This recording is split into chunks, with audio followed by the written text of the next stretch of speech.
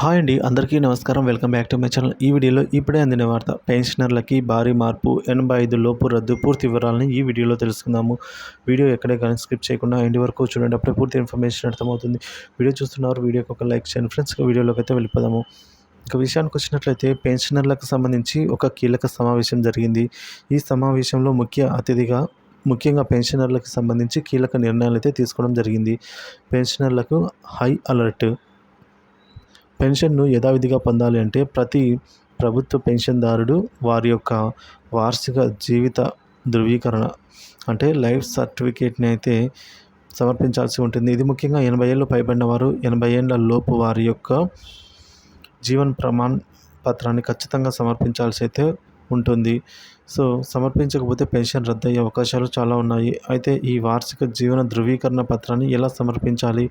ప్రభుత్వ సంస్థల నుంచి పెన్షన్ పొందుతున్న పెన్షనర్లు లైఫ్ సర్టిఫికేట్ అందజేయడానికి ఆయా ఆఫీసర్లకు నేరుగా వెళ్ళాల్సిన అవసరం లేదు. ఇంటి నుంచే ఆన్లైన్ ద్వారా బ్యాంకు లేదా పోస్ట్ ఆఫీస్ ద్వారా కూడా లేదంటే జీవన ప్రమాణ్ పత్రాన్ని అంటే లైఫ్ సర్టిఫికేట్ని సమర్పించవచ్చు.